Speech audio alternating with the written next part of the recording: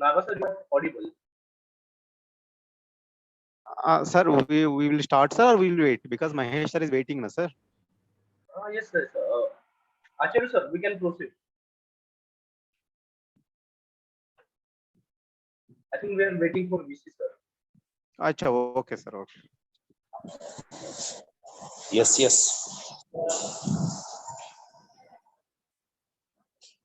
నేను మాట్లాడతా ఒక 5 నిమిషాలు నాకు విసిల్ కాల్ ఇచ్చేసారు right.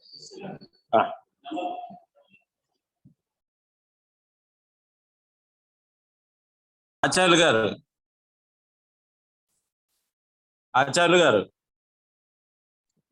Sir, good morning, sir. Good morning, sir.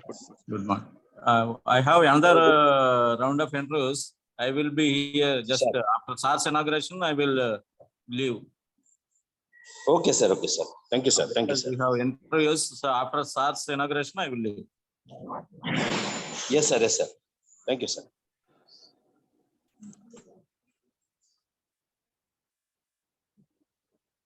Vilas, sir, join. VC sir, sir.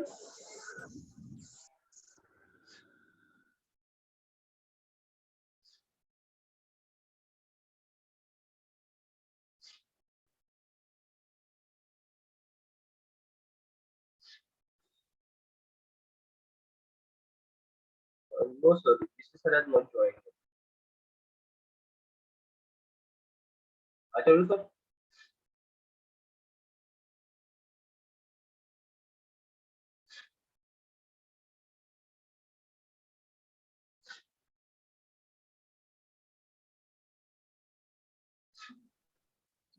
Register, sir.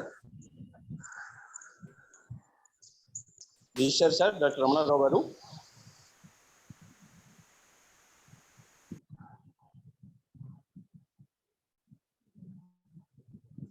Register, sir.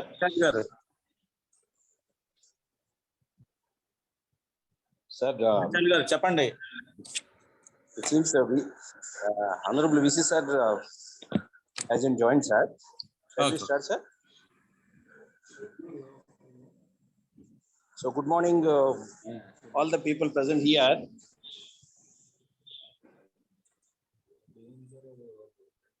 Welcome on behalf of Centurion Institute of Technology Management, AP and Bhubaneswar campuses. In specific, our chief guest, Sri Mahesh Tripathi sir. Welcome to this forensic webinar titled Methods of Behavioral Forensics and Investigating Tools by Sri Mahesh Tripathi sir. So on behalf of Centurion Institute of Technology Management, Honorable Vice Chancellor Professor G.S. Sandas garu, our beloved Registrar Dr. P.S. Ramana Rao garu, Dean School of Forensic Sciences Sri Amulya Ratna Mehra sir, Bhubaneswar campus, Dr. Nagajogai garu, Head of the Department of Bhubaneswar campus, Forensic Sciences, our Vilas Shivan, the Head of the Department here in AP campus, Prabalika, my Dean School of Engineering and Technology Sri Krishnamurthy garu. I welcome you all once again to this forensic webinar, Methods of Behavioral Forensic Investigating Tools by Sriman Mahesh Tripathi sir, Professor of Forensic Psychology, Rashtriya Raksha University. I welcome you, sir, to our Centurion University of Technology Management, Andhra Pradesh and Bhubaneswar campuses, sir. Now I request our beloved Registrar, sir, Dr. Ramana Rao garu, to please inaugurate. Our Honorable Vice Chancellor, sir, is going to join within few minutes. Over to Registrar, sir. Thank you, Dr. Emalan Acharya garu.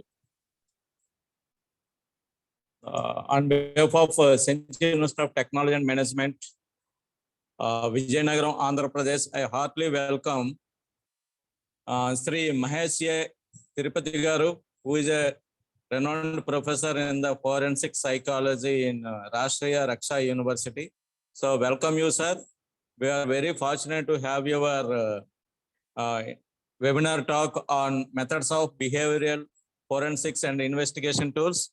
As you know, just in this academic year only we have started, I mean in 2021-22 only we have started this forensic course under the able guidance of Professor Dr. G.S. Raju garu. And I am very thankful to Vilas, because who came forward and prepared this webinar for the benefit of our students.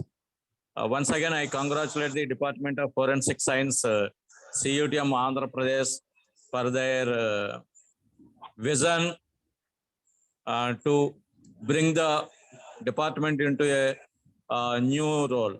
Thank you very much. Thank you, sir. Now I request Sri Amulya Ratna Bhaira sir, Dean School of Forensic Sciences, Bhubaneswar campus, Sri Nagajogai Garu, Head of the Department of Forensic Sciences, Bhubaneswar, to please invite the speaker. Sri Nagajogai Garu. Sir, good morning, sir, and good morning all of you. People, good morning, everybody. And first of all, I would like to thank you to Professor Mahesh, sir. Actually, we have seen that your profile is a very renowned profile, and the high profile peoples and you people like giving the lecture means to our students will gain the good knowledge towards the forensic psychology. And thank you for Acharya sir and as well as the Mr. Vilas sir for arranging this such a nice webinar for to get aware of the forensic psychology related awareness towards the students and as well as the madams and sirs. So I would like to welcome sir for such a webinar to get some knowledge about the students and get some subject knowledge. Thank you. Thank you, sir.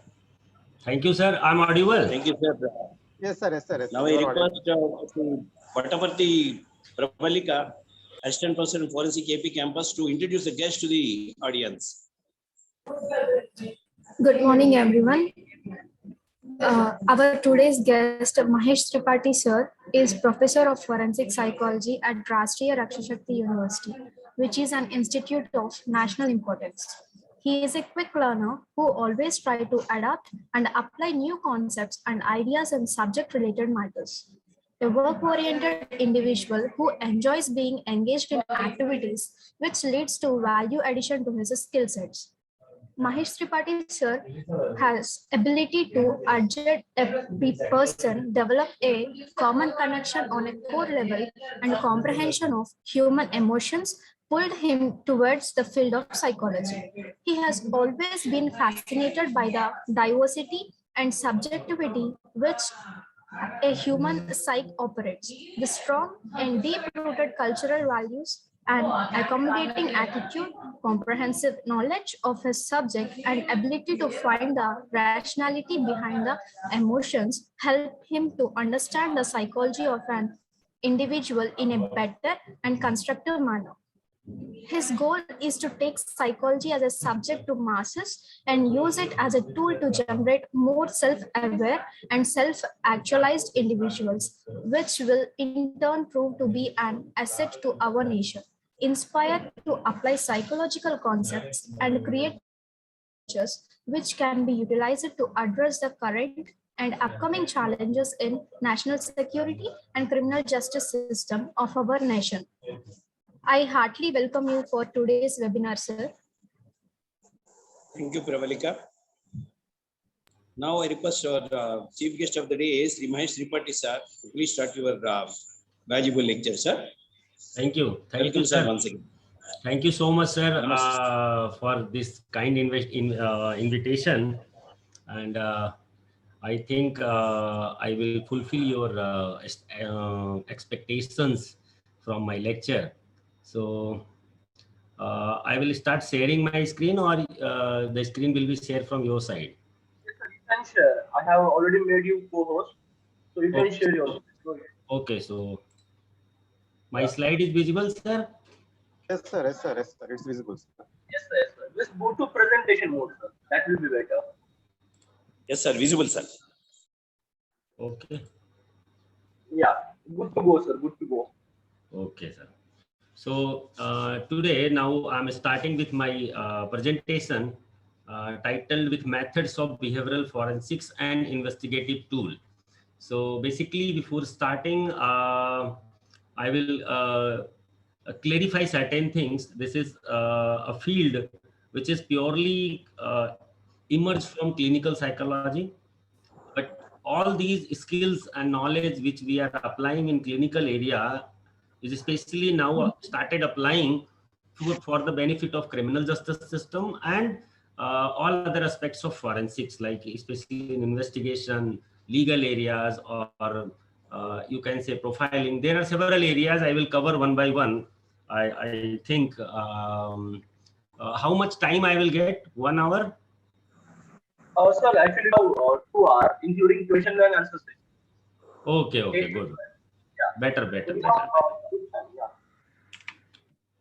So this is basically started as a forensic psychology, but now we are entering into different domain which are starting from forensic psychology as a specialized field in psychology, we can say.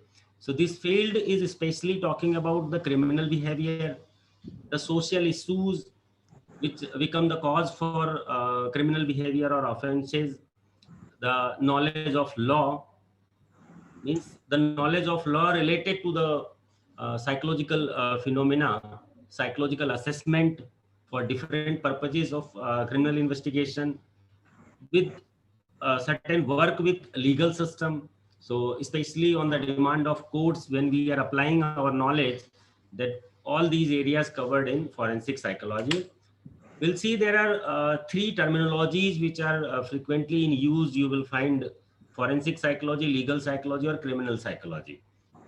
People are alternatively using these terms to define the criminal or criminal psychology, basically say ki, or offender for offender population or forensic population. But all these terminologies have little difference. Like forensic psychology is the application of psychological theories and methods to the task facing the legal system. When forensic means, here methods are applying when you are your target is to provide some support to legal system. Legal psychology is the application of psychology to the matters of concern in court of law.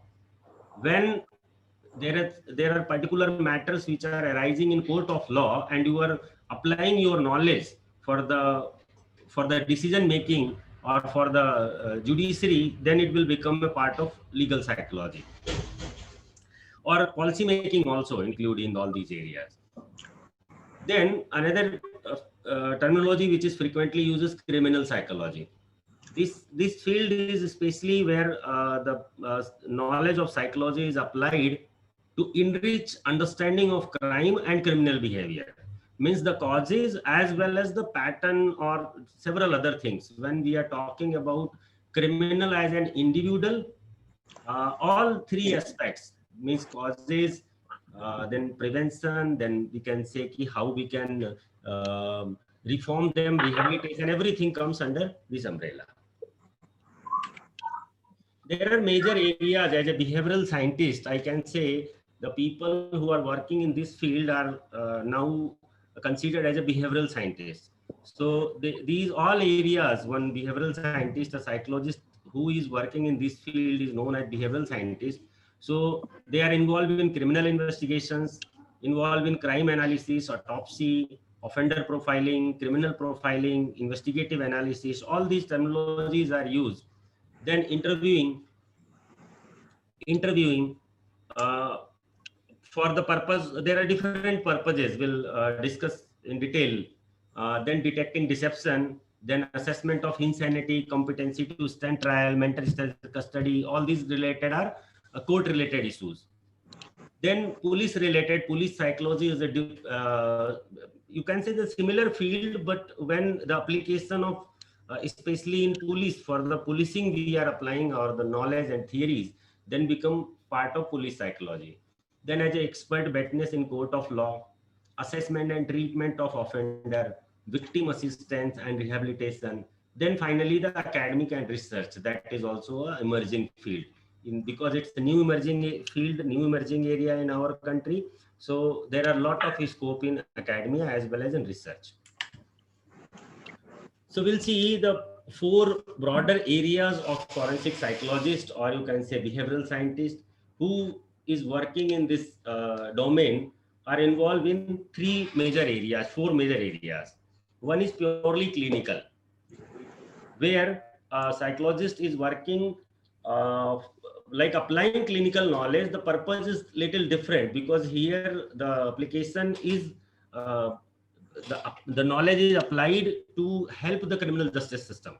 So the skills are clinical, means taking case history, doing mental status examination, and reaching to some, you can say, some classification, some diagnosis, some sign and symptoms based, some psychopathology understanding behind such criminal act.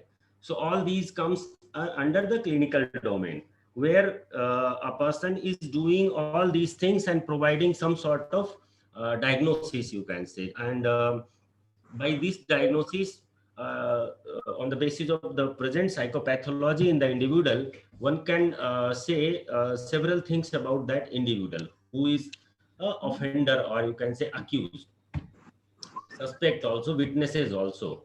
It can these things can be applied for on anyone. Then another domain is actuarial, where basically the professionals are involved for the data analysis type. You can say one type of data scientist. So here analyzing the present data and reaching to some conclusion, some percentage wise, how much percentage people are involved in this crime and what is the ratio. So some prediction can be done on basis of these data. It's one type of job where the professionals are working as a data scientist, you can say. Another field is experimental. This experimental field is another specialized area where these professionals are involved in finding some sort of evidence, or you can say solution, to verify the like, suppose I will give an example, you will get it. Suppose a witness is there, on the basis of witness testimony, the case is running in trial. Suppose witness is there and witness is witnessing certain crime. So what is the validity and reliability of that witness? That we can conduct some experiment and we can produce the evidence of that testimony. How much accuracy is there in their testimony? Like suppose someone is claiming, I have seen this crime happened in front of me. So there are several individual factors by which this person has perceived the incident. So we see the how much person is competent to perceive the, and what way he has perceived the. So there are different aspects: his vision, his sensory, all the sensory modalities, his emotions, in what emotion he has perceived. So on the basis of all those we can say experiments, we can conclude something, how much accuracy is there of that witness in particular crime. Then another field is advisory. Here professionals are involved in with the crime investigation. Basically it's if you know the action research. So here professionals are visiting crime scene with law enforcement agencies and trying to understand this crime from their own perspectives, and by their perspectives they are giving their input to the investigative officer, law enforcement agencies. So on the basis of these input information, they are moving forward in the investigation.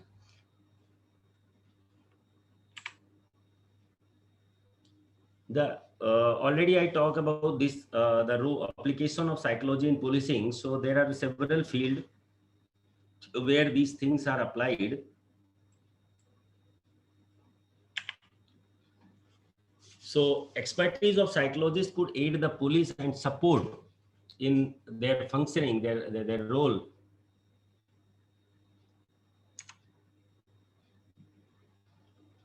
This bar can be moved somewhere. Okay. Got it.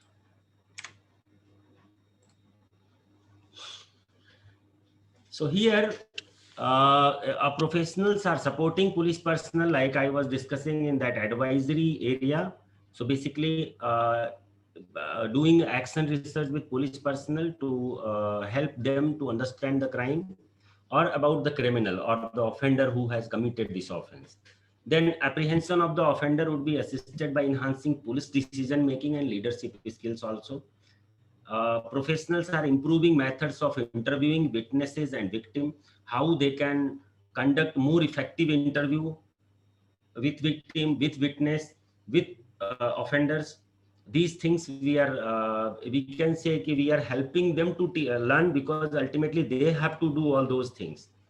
How they can improve these skills, we are working on that, developing accurate method of recording, how they can record their statements, and what is the accurate method of recording, because it was found in several cases the way they have recorded the evidence, it was when it comes to the court of law, it was become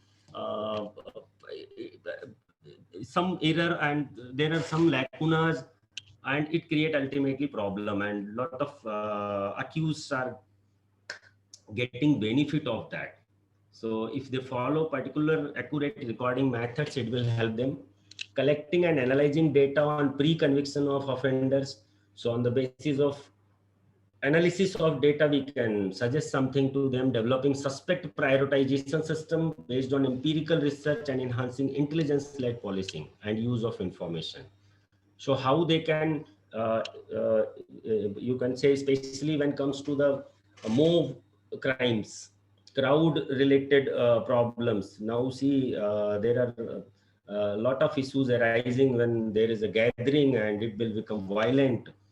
So how police personnel can handle these things, we are helping to understand the mob psychology, crowd psychology, gathering, all those things, how they can uh, work more effectively to handle them. The another area, offender profiling or criminal investigative analysis.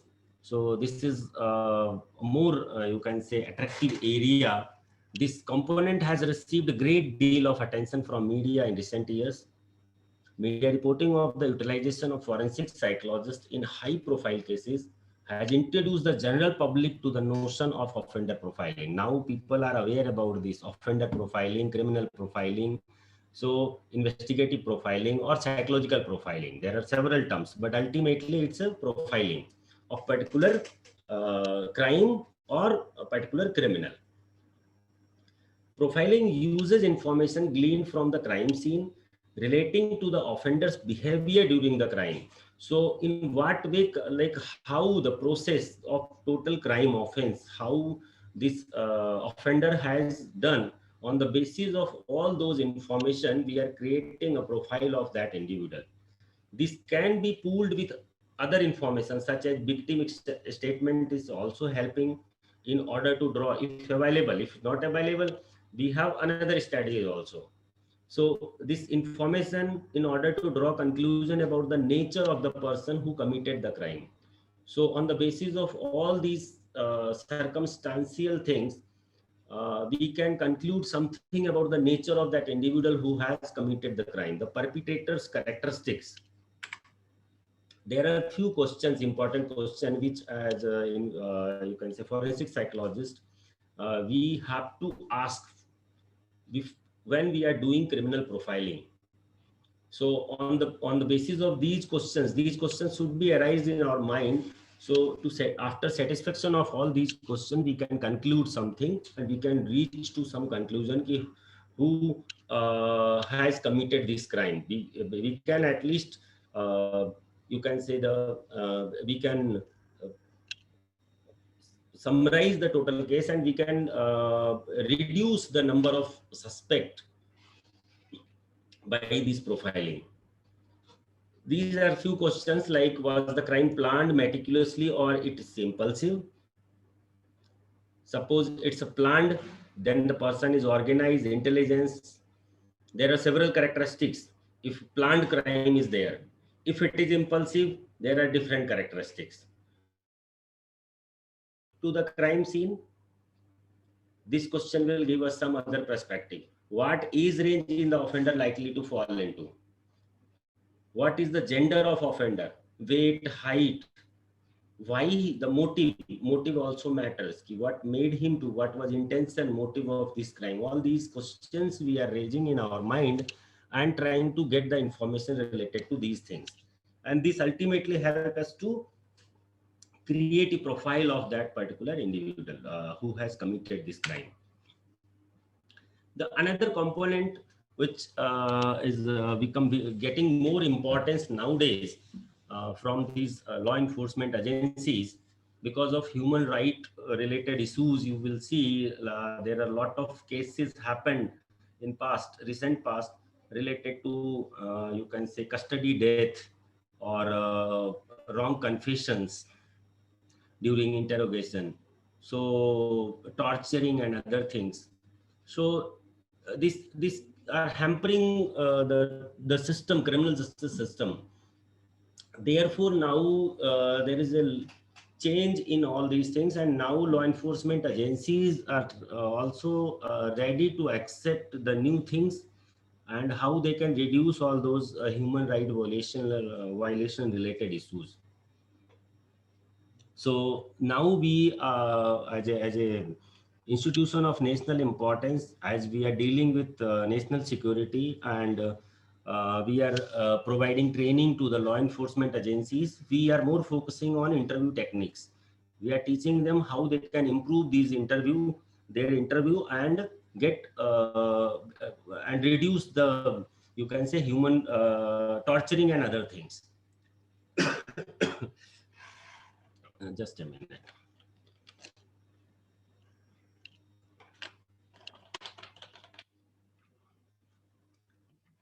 This interview become very important because during investigation, collecting reliable evidence in order to put together a case of what happened during the event in question. In order to gain this information, an interview needs to be conducted with the aim of gaining as much accurate information from the witness as possible when it comes to the witness.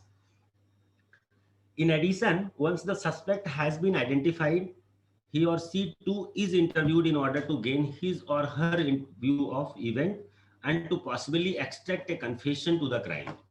So either whoever is interviewing, the same techniques is become helpful to understand and at times to reach confession also. These techniques are known as cognitive interviewing. There will be interviews with witness, suspects, victims, all conducted with various aims, including gathering evidence, cross-checking information, eliciting confessions also. Purpose is whatever. The techniques are somehow same. Methods of questioning witness device for use by the law enforcement is basically on the principles of memory research. So how this memory is like, you can say, encode and retrieve. It has a lot of research happened in recent years, and this helps us to understand how we can improve this interviewing techniques. There are particular techniques by which we can enhance the retrieval. The one is context restatement. In this technique, the witness is encouraged to recollect aspects of the situational context. Like when crime happened, the witness was witnessing the crime. So we are trying to say you can recollect any other stimulus which has attracted you. Either it was sound, sight, or something happened. Like suppose when you were witnessing, there was a train, a railway track or train was moving, some sound made. So such type of situational context we are trying to make them to recollect. So and what at that time when they were witnessing, how they were feeling, what they were thinking at the time of incident. So by this these things automatically increase the recollection of the actual crime scene. Then report everything. Here we are trying to say that the witness engage in perfectly free recall. It should be completely free. We are not guiding them where to start, and it is unconstrained by focused and potentially leading questions or self-consoling or what is reported. So it's their own way to reveal everything, whatever they have witnessed. The theory underpinning these two techniques lies in the contextual similarity between encoding and retrieval. So basically, memory research has explained how we are encoding the information and how it can be retrieved. So the way it was encoding, like suppose we are witnessing something, if there is some other stimulus which has attracted, it is also registered, but it has somehow violated the encoding system. If we can target that stimulus and the person can recollect that stimulus, it will enhance the actual scene which the person has witnessed. There is another technique called reverse order. Here, the witness is encouraged to begin their description of an event from different starting point. At times, we are telling a midpoint. Okay, when you are discussing, from here you can say, from here you just start. What happened after this incident? So, from middle point, or at times we are saying you can start from the end. And like reverse order, mein, from end to start, just reverse it. Then at times we are using change perspective method. Here we are asking them, now you the same story which you have witnessed, now you explain in other point of view. Suppose someone other has seen this incident, how that person has perceived. So from third point of view, you just explain the whole scenario. This also increase the it's like we are using in cross verification of the information. Now comes to the technology based interview. When we are basically using technologies basically to reach to some sort of basically properly known as to find out the deception. So these are technologies which we are applying. Very popular technology: polygraph, lead voice analysis, brain fingerprinting, suspect detection system, ECG or eye tracker, narco analysis also.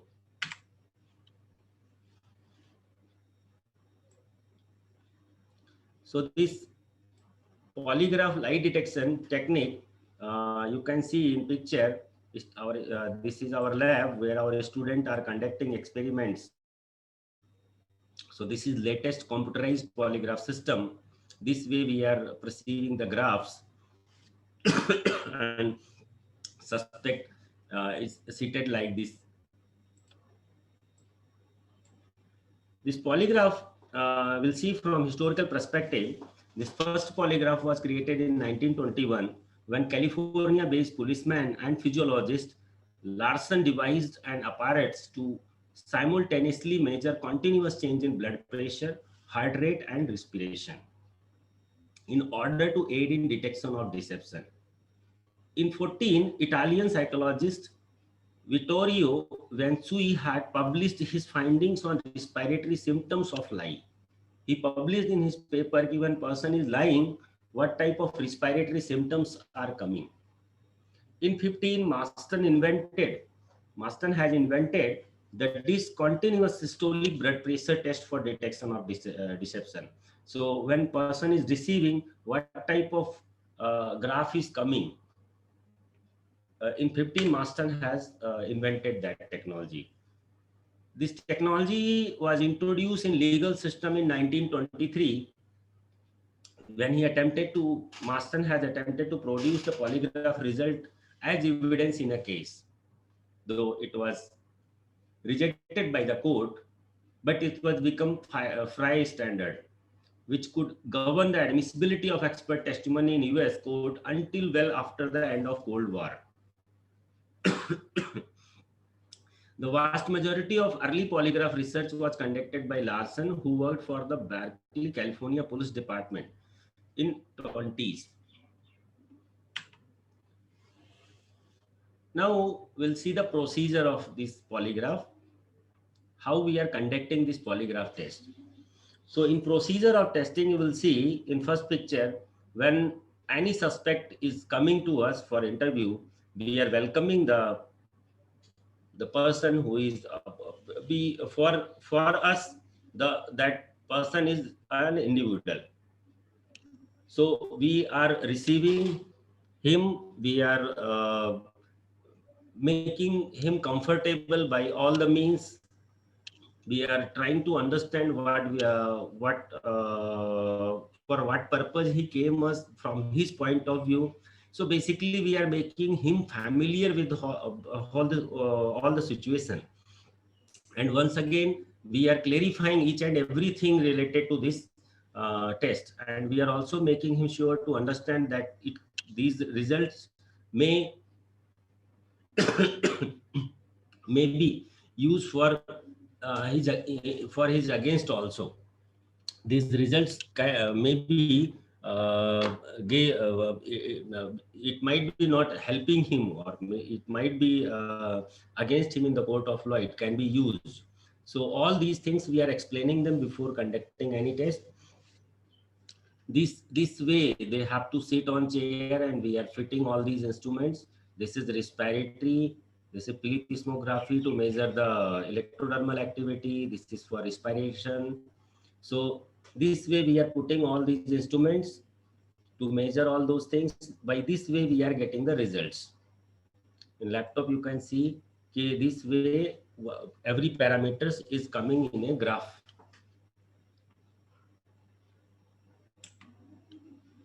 So when actual interview start, before actual interview, we are conducting a pre-test interview where we are asking some number test or card test, some other type of test which is not actual test, to make individual familiar with the technology.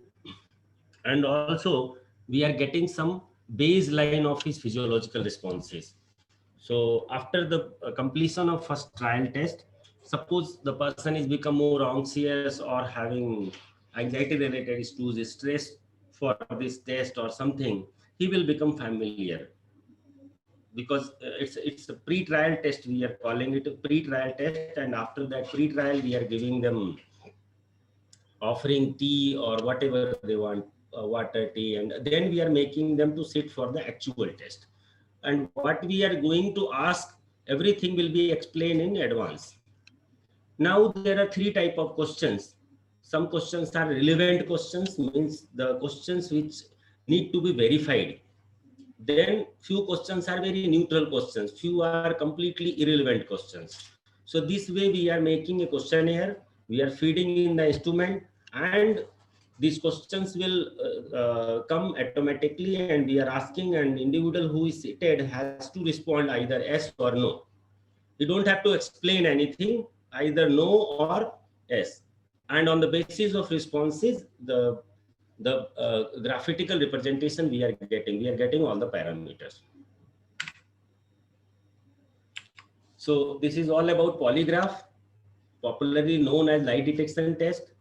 So another technology which is very popular and highly useful nowadays, and most of the law enforcement agencies are using layered voice analysis. The polygraph is working on stress principle. The same principles is working here for layered voice analysis also. Like suppose in when we are asking a question which is relevant to the crime scene and person has committed the crime, when we are asking direct questions, person has to decept it, hide or lie on that particular question. It will increase the mental load. The the the automatically this cortisol will release, which will increase the level of cortisol, and the psychophysiological parameters become change high, and that will be caught by polygraph. The similar way here in layered voice analysis, it basically works on the voice. So the way physiology change, our voice will also change. The production of voice depend on particular brain areas. When we are making some speech or making vocabulary using our words, it has a pitch, prosody, volume. There are several content. It makes some changes when we are trying to exaggerate or minimize or trying to manipulate something. So this LVA is basically working on those, the catching the problems in that speech. On the basis of that, it will tell us ki the person is responding in what way. It says we'll see in graph. It enables a quick, effective decision-making process based on any available human speech data. We can do this on live on, like suppose one side the suspect is seated and here I am just making conversation and getting the results on time. Or we can conduct on recorded data. Suppose recording are there, we can analyze on the recording also. It identifies various types of stress, cognitive processes, and emotional reactions that expose the emotional profile and sensitive discussion points of your subject. Like this way. It's a very popular person, you know them. When he is speaking or responding on certain questions, if the system is on and he is speaking, this way we are getting the results. In response, what is energy level, stress, mental effort, excitement, confidence. So you see, if percentage of confidence, energy level is high, excitement is high, the person is mostly truth. When mental effort, stress is less, and these three parameters are high, confidence is more high, we can conclude the person, whatever is speaking, the person is telling truth. If suppose this stress, mental effort is high, confidence is less, then automatically it indicates the person is trying to deceive on this particular point of time. This way we are getting the results on each and every questions answering. This is the pattern where like recorded data, on the basis of recorded data also we are getting, we can calculate by utilizing this technology, this software. The another very popular technology is known as brain mapping, commonly known as brain mapping. There are different things: brain fingerprinting, brain electrical oscillation signature profiling. So popularly BFP or BIOS. There are two things. The only difference in this two technologies are like here in BIOS, we can produce the stimulus in auditory form as well as visual form. In BFP, all the stimulus will be in visual form only.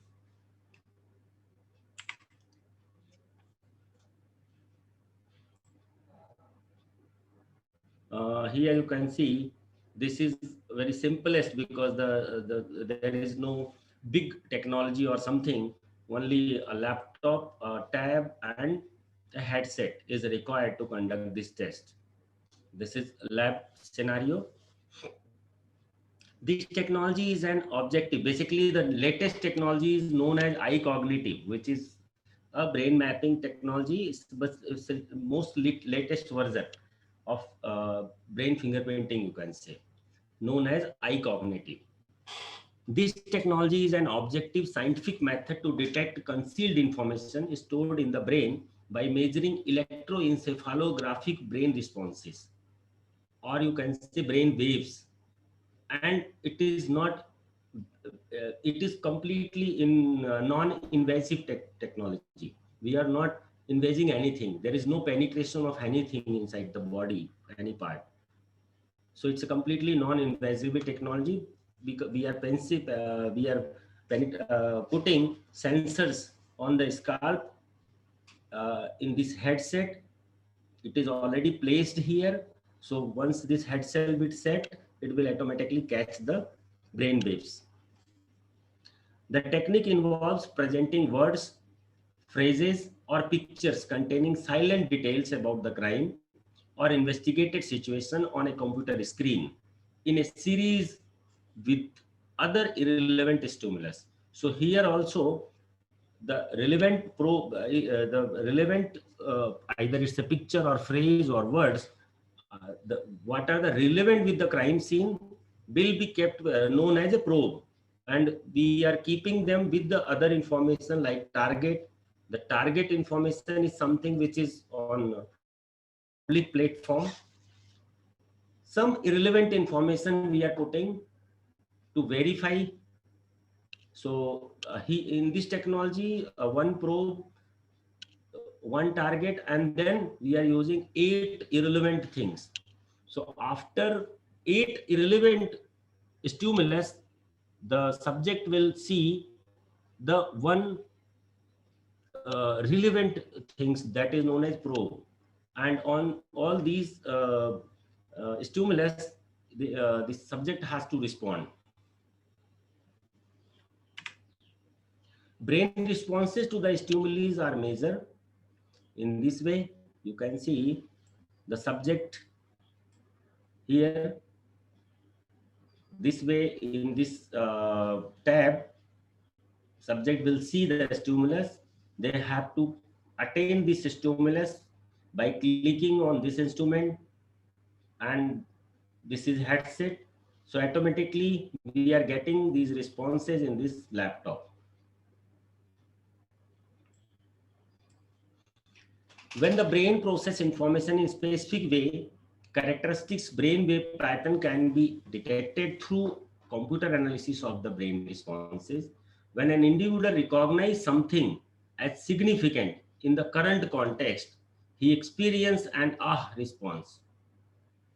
This response is characterized by a specific brainwave pattern known as P300. This P300 is the short name is P300 murmur. Murmur means memory and encoding related multifactored encephalographic response. So one cannot deceive here, because this is immediate response by the cortex only. The technique uses the well-known fact that an electrical signal known as P300 is emitted from an individual's brain approximately 300 milliseconds after it is confronted with a stimulus of a special significance. If a stimulus has a special significance, it will comes like a rare versus common stimulus. Rare versus common stimulus, or a stimulus the probe and is asked for to count. So when we are producing this probe, means the stimulus which are related to the actual crime, the stimulus which is known with either by the perpetrator or by the victim only. So now victim is no more, so perpetrator brain has the information about that particular stimulus. If that stimulus is presented before the perpetrator, it will automatically give us the P300 response by the brain. The novel interpretation in brain fingerprinting is to look for P300 as response to stimuli related to the crime in question. It can be anything, either weapon or victim face or whatever. Brainwave responses are analyzed to determine whether or not the specific information tested is stored in the brain of the subject or not. Here we are not seeing either he is lying or whatever. We are just seeing the information for which we are looking is present in the mind of the individual or not. Information is present or absent. This is just our finding. So based of that finding, now this responsibility on the investigative agency or investigative officer to determine if the person was involved or not. Technology computes a determination of information present or information absent. The system also computes a statistical confidence for each individual determination. 99.9 confidence indicate that there is a 99.9 probability that the subject knows the relevant information tested. So whatever stimulus we have presented as a probe, if information present comes, means that the stimulus is there. This individual has experiential knowledge of this particular thing. So one cannot reject, because you see the 99.9% probability is there. If the statistics computed do not provide a statistical confidence high enough to meet a predetermined criterion for either a determination of information present or absent, then no determination is made. The outcome is indeterminate. So if it is not determining, then automatically we cannot conclude anything. Technology has proven 100% accurate in over 120 tests, including FBI agents, US Intelligence Agency and for US Navy also, and test can real-time situation including actual crimes. Here in our university, our school is School of Criminology and Behavioral Science. We are providing services to CBI and other law enforcement agencies and also conducting research on this technology. Our students are involved in doing simulation study regularly on this technology, making mock crime scenario simulation study and then conducting the research. This way, it's like how we are concluding. It's like a flow chart of this technology. This way we are getting result chart from this technology. You see in this figure, the red and blue lines are closely correlated. Blue and red. Suspect has knowledge of crime. Here, red is, blue is, both are related. This green is irrelevant information. The blue is probe and it's a relevant target information. If target and probe is same way, means that the person has information. Irrelevant information graph is lower. So, suppose in this case, target coming down, probe is similar to irrelevant. Automatically says that the person have no knowledge about that stimulus which we presented.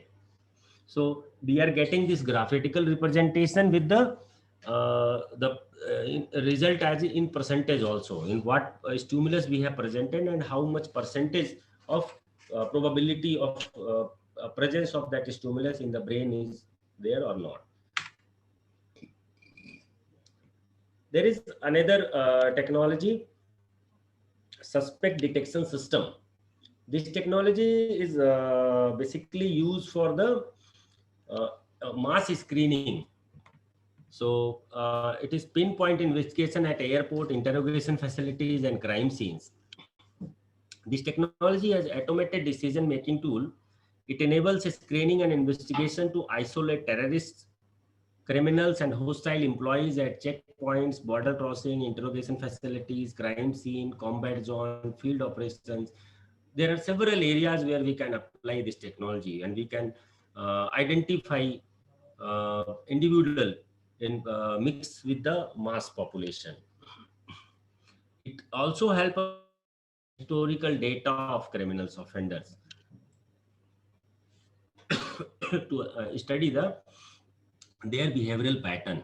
So basically, when I was talking about this actuarial, the purpose of professionals who are involved in that. So by this technology, they can get some sort of data to conclude something for a particular perpetrator or offender.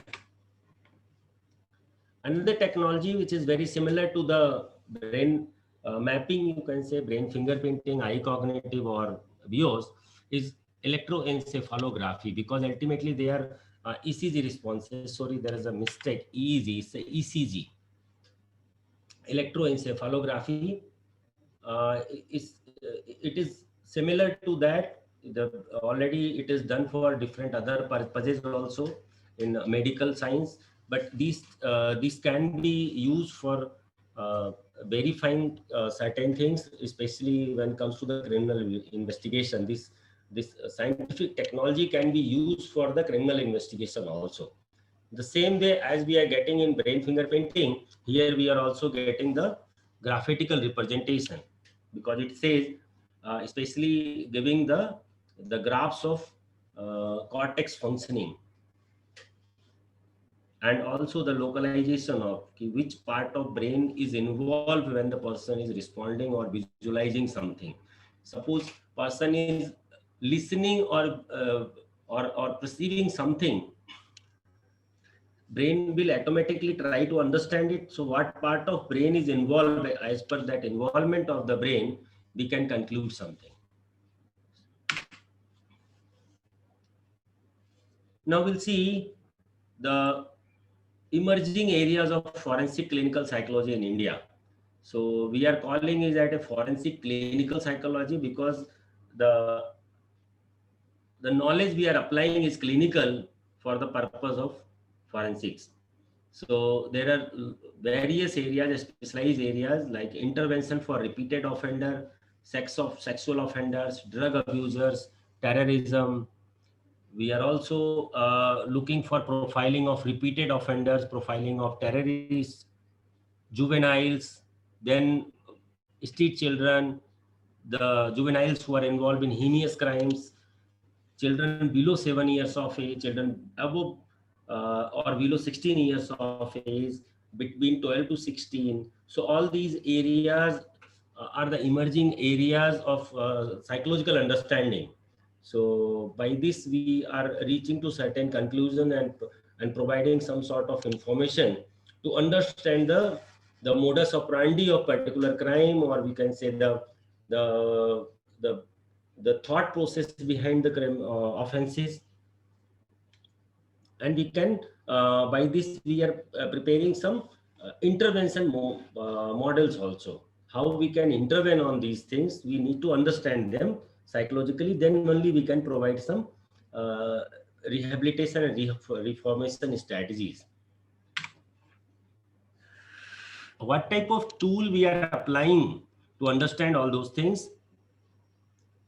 All the regular clinical assessment tools and techniques are used for criminal population, offender population, to understand anything. All these technologies like intelligence tool, Bexler, MISIC, or Bhatia battery, there are a lot of intelligence tool, Stanford Binet, all tools are applicable because at times we need to understand the intelligence of perpetrator, accused, suspect, or witness, whatever. So we are applying intelligence tool as in clinical population, similar here also. The cognitive and neuropsychological assessment also we are conducting. Personality assessment, for a personality assessment, there are a lot of tools like objective tools, projective tools, semi-projective tools. So there are a lot of methods to understand personality, because personality here we are trying to understand the character, temperament, and everything of that individual to reach to some conclusion. Because it is found that in most of the criminals are having some sort of personality disorders, like the antisocial personality disorder people are more common in offender population. To understand such type of personality things, we are applying these personality assessment tools. Beyond these clinical tools, we have some sort of specialized tools which we are applying for offender population with various aims and purposes.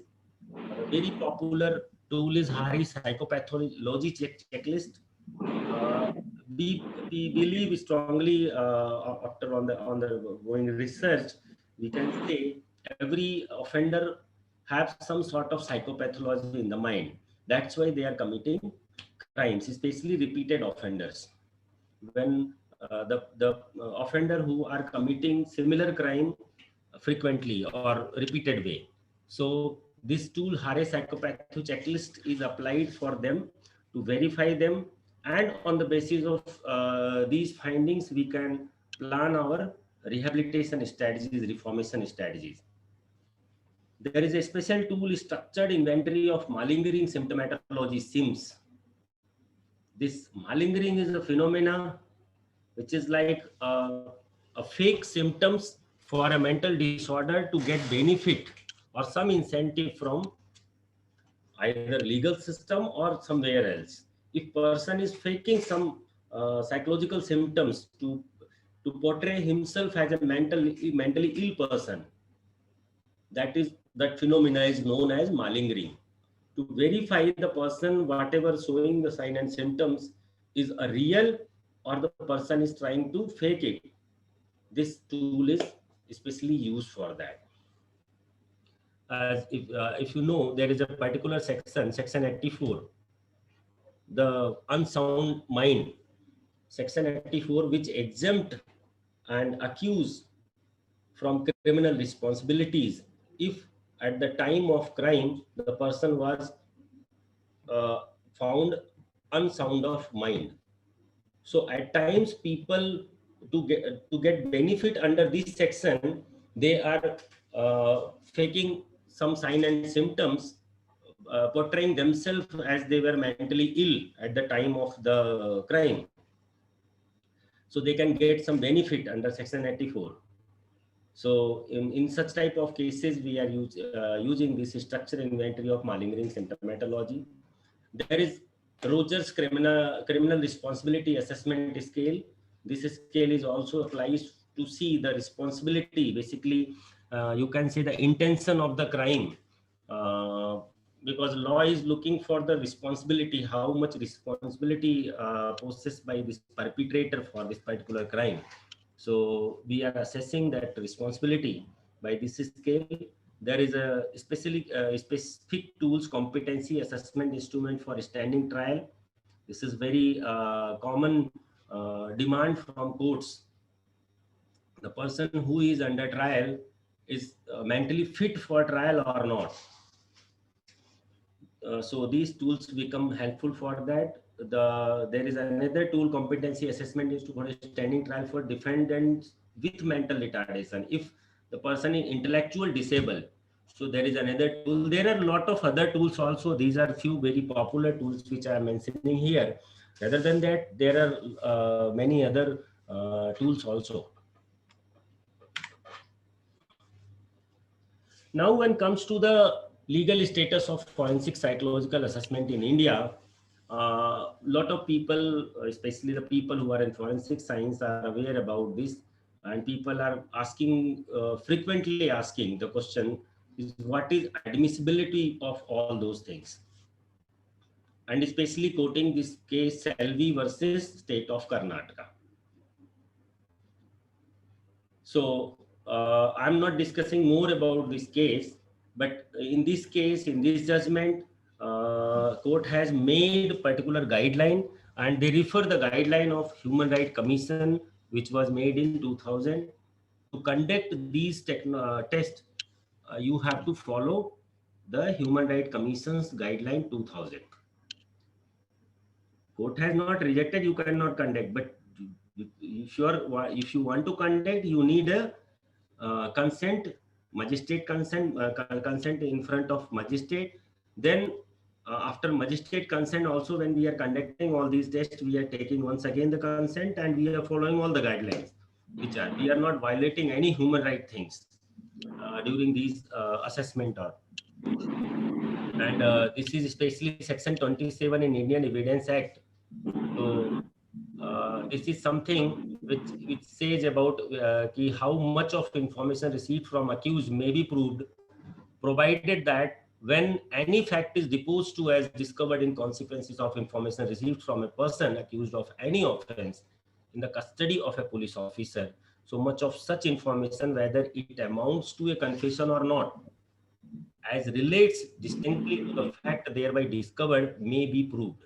It need to be proved, but anyhow, the fact, the information which we are getting, a law enforcement agency may use to prove things in court of law, but ultimately it's up to the court. Court accepts things or not. So by this, I'm concluding. Now floor is open for the questions.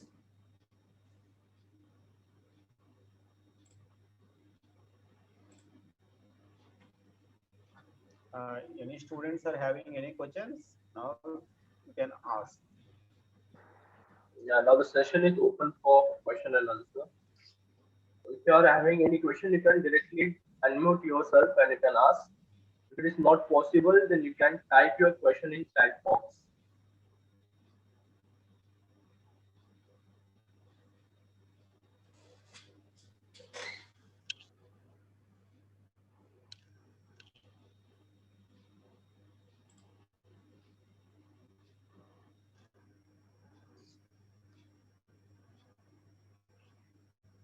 Mahesh sir. Yes, sir, please. Yeah. So let me ask one question. Please, sir. Yeah. When coming to the job perspective, so what is your opinion? Which course is much impactful, whether it is a MSc in forensic psychology or MA in psychology. So what is your thought on this? Thing is ki, in my personal opinion, I am basically masters in clinical psychology, then MPhil in clinical psychology, and now I entered in this forensic psychology area and pursuing my PhD in law. So I suggest, because at that time when we were studying, no specialization were available except industrial organization psychology or entire as a clinical psychology. There were only two options. So we don't have any specific options in our masters. But now if options are available after bachelor's, I prefer, if people are interested in this field, especially working with criminals, offender populations, specific populations, then I will suggest that they have to go for this forensic psychology. Because the thing is, when they are suppose in later stage after masters, completion of their masters, they are not finding themselves fit to work in this area, once again they can revert into field and joining any RCI program as a MPhil in clinical psychology or rehabilitation psychologist. So they can go there and get license and start working in different field. But suppose they are interested in this area, I will suggest they can enter at this point of time after bachelor's, they have to start forensic psychology. That will help them to enter into field early. Suppose they are doing this masters in clinical psychology, then when they want to enter here, once again they have to go for some diploma, postgraduate diploma like courses. Like we are running 3 postgraduate diploma courses, 1 year programs. After masters, one can join that 1 year program and become expert in that specific field of this forensic psychology. But it's up to student in which area they want to create their career. Now career is everywhere. Okay, so thank you. Sir. Students, if you have any question, you can ask.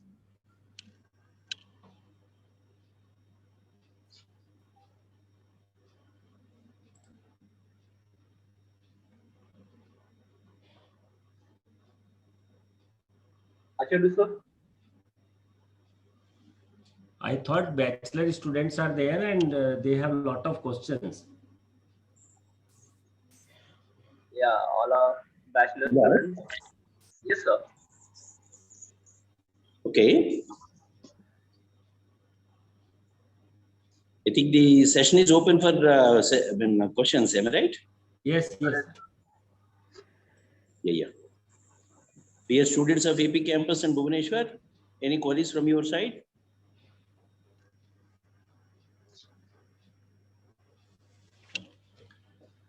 If there is no question, I can a little introduce about my institution. Yes, sir. That will be better. Please, sir. Sir, as Vilas already is little, Honorable VC sir is on the line. you might be aware about Rashtriya Raksha University is an institution of national importance. So Yes, sir. we are running a lot of bachelor's and master's programs. Our program is most of the programs are related to little different than other conservative universities are running programs. Our programs are very specific programs. Like as a school of criminology and behavioral science, we are offering masters in criminology and crime science. We are offering masters in forensic psychology. We are offering 3 postgraduate advanced professional diploma courses. After masters, one can join. So in these masters professional diploma programs, we are offering forensic clinical psychology, clinical criminology, then neurocriminology. These 3 are very specific programs, and one masters can join and become expert in that particular field, like forensic clinical psychology.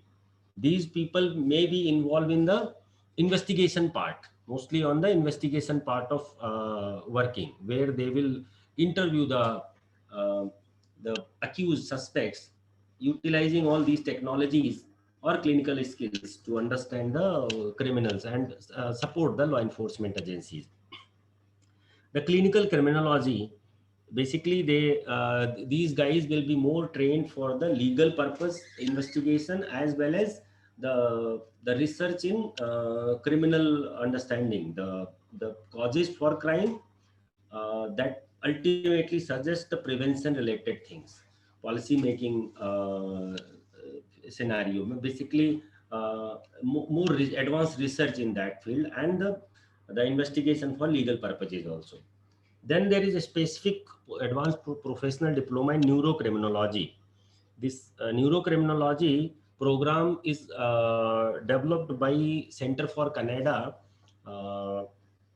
by Dr. Rose, and we are the only copyright institution in India that we have that copyright to run this program, neurocriminology. This is a specific program for the offender population, especially it is highly effective in repeated offenders.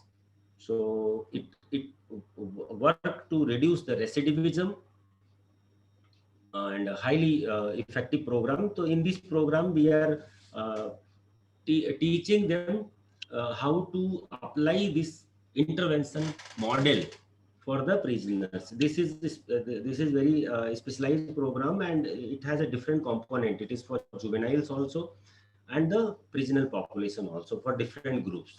So we are providing a full training on this program and certifying them to become a trainer to provide this neurocriminology in especially correctional setting. Then we are offering PhD in both the subject. Either it's a common School of Criminology and Behavioral Science, so subject will be common. So criminology and psychology students may join in specific areas. That area should be whatever area they are choosing to do PhD in our institution is require some sort of you can say related to some national security issue, where we are trying to provide some solution for the some national problems. As per our mandate, we are working for national security, so we are seeking students who are having some sort of ideas to improve this national security. If such type of ideas and hypotheses are more desired by our institutions, we are offering various seats on PhD also. So this is specific by our school. There are a lot of other areas, like we have IT school also. They are offering BTech in cyber security. We are offering masters in police administration, bachelor in security management, bachelor in defense related studies also. We have foreign languages, especially some neighboring countries language related courses also. We have law department who are providing maritime law, then LLM in different you can say specific laws.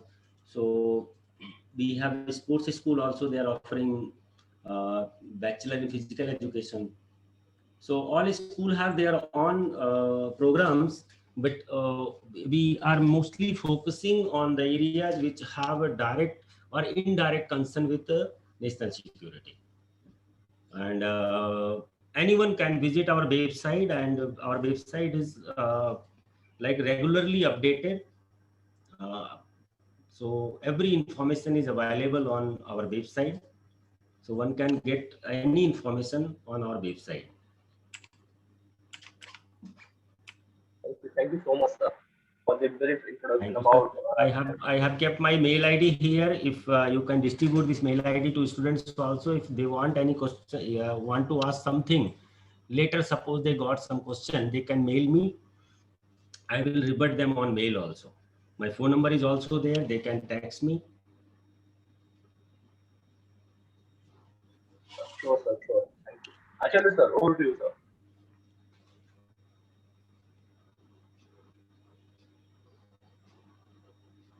Actually, sir.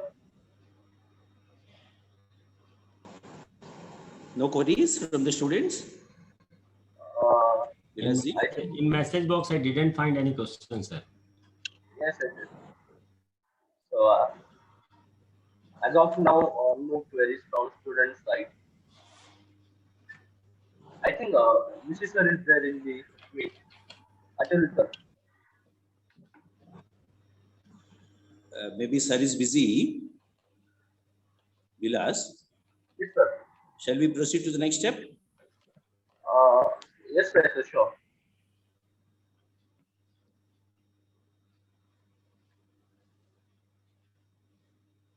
Yeah. Dear student, it's my sincere thanks to you, sir, for having accepted our invitation. You have given an excellent aspects, various insights of forensic psychology, sir. Thank you very much, sir. And visit our campus, sir. Now I request our Tamosha Mukherjee ma'am to please propose formal vote of thanks to Sri Tripathi, sir. Thank you so Ma'am, much, Tamosha Acharya. Mukherjee. Yes, sir. Thank you so much for giving me the privilege of proposing this vote of thanks. So on behalf of Centurion University of Technology and Management, I would like to extend my heartfelt gratitude to our esteemed speaker, Shri Mahesh A. Tripathi, for investing his valuable time in making us aware of the different facets of forensic psychology. Thank you so much, sir, for such an informative session. Next, I would like to express my sincere thanks to Colonel Professor Dr. G.S.N. Raju, Vice Chancellor, CUTM, Andhra Pradesh, Dr. Supriya Patnaik, Vice Chancellor, CUTM, Bhubaneswar, Dr. P.S.V. Ramana Rao, Registrar, CUTM, Andhra Pradesh, Dr. Anita Patra, Registrar, CUTM, Bhubaneswar, Dr. Gurudat Patnaik, Dean, School of Pharmacy and Life Sciences, CUTM, Bhubaneswar, Dr. M.L.N. Acharyalu, Dean, School of Paramedics and Allied Health Sciences, Dr. Amulya Ratna Behra, Dean, School of Forensic Sciences, CUTM, Bhubaneswar, Professor Dr. Krishnamurthy, Dean, SOET, CUTM, Andhra Pradesh, Dr. Nagajogaya Kothakota, Head of the Department, School of Forensic Sciences, CUTM, Bhubaneswar, Mr. Vilas Anil Chavan, Head of the Department, Department of Forensic Science, CUTM, Andhra Pradesh, for helping in organizing this webinar. And special thanks to all the faculties who has thoroughly been involved for the smooth conductance of this event. I would be falling in my duty if I did not thank my fellow students for their active participation in this event. And now, with due permission from all the honorable members present and the organizer, I would like to officially conclude this session. Thank you so much for your presence and patience hearing. Over to you, Acharyalu sir. Thank you, ma'am. Thank you, ma'am. A special thanks, in fact, is due to our Vilas Chavan, in spite of his ill health. Though he could not able to attend to the college, he did it from sitting his home. So we should see online in the form of Mahesh Tripathi sir. Tripathi sir, namaskar ji. Namaskar, sir. Thank you so very much, sir, for providing me this platform. Thank you, sir. Thank you, all of you, sir. Please begin your campus. Kind of yes. Namaste, sir. Namaste, sir. Vilas, please close the meeting. Yes, sir, sure. Thank you one and all. Thanks for joining.